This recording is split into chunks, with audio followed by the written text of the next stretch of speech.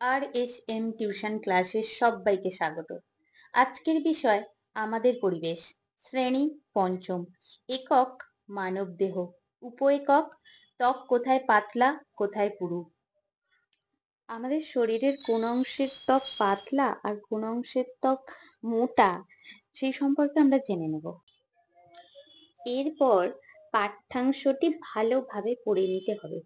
পাঠ্যাংশটি ভালোভাবে পড়ে নিয়ে বিষয়বস্তু বোঝার চেষ্টা করতে হবে। চলে এসো আমরা বিষয়বস্তুটা জেনে নিই পাঠ্যাংশের। আমাদের শরীরের ত্বক কোথাও পাতলা আবার কোথাও পুরু। যেমন হাতের দুই পিঠ দেখলে দেখা যায় তালুর চামড়া তুলনামূলকভাবে মোটা, আবার হাতের উপরের চামড়া পাতলা এবং হাতের তালুর শিরা দেখা যায় না, কিন্তু হাতের ওপরের শিরা দেখা যায়।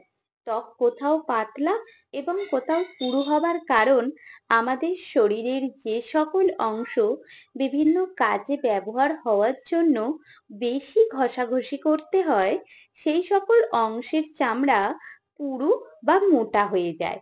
যেমন হাতের তালু কোনো কিছু ধরার জন্য, পায়ের চেটোর চামড়া হাঁটা চলার জন্য বেশি ঘষাঘষি হয়, তাই এই সকল অংশের চামড়া পুরু। পাঠ্যাংশে একটি ছক আছে, এই ছকটি পূরণ করতে করতে আমরা জেনে নেব শরীরের কোন অংশের ত্বক পাতলা এবং শরীরের কোন অংশের ত্বক পুরু। এসো দেখো, ছকটা আমি করেই রেখেছি। দেখো, প্রথমেই আছে শরীরের অংশ গাল, পাতলা নাকি পুরু? পাতলা। পায়ের তলা পুরু, গোড়ালি পুরু, হাতের আঙুল পাতলা, হাতের চেটো পুরু, হাতের পিঠ পাতলা, পেট পাতলা, পায়ের আঙুল পাতলা। আমরা এবার এই পাঠ্যাংশের কিছু প্রশ্ন উত্তর জেনে নেব। দেখো, প্রথমেই আছে শরীরের কোন জায়গার শিরাগুলি দেখা যায়? যে সকল জায়গার চামড়া পাতলা হয়। আমাদের পায়ের তলার চামড়া কেমন হয়? মোটা বা পুরু? আমাদের শরীরের সব ভার ও চাপ কিসের উপর পড়ে? গোড়ালির ওপর। হাতের কোন দিকটায় বেশি ঘষাঘষি হয়? হাতের চেটো বা তালুতে বেশি ঘষাঘষি হয়। হাতের চেটো বা তালুর দিকে শিরা দেখা যায় না কেন? হাতের চেটো বা তালুর চামড়া বেশি পুরু বা মোটা হয়, তাই সেখানে শিরা দেখা যায় না। চামড়া পুরু না পাতলা কিভাবে মাপা যায়? দুই আঙুল দিয়ে ধরে মাপা যায় চামড়াটা পাতলা না মোটা।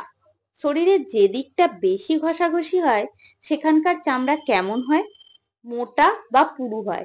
আমাদের শরীরের চামড়া কোথাও পুরু আবার কোথাও পাতলা কেন?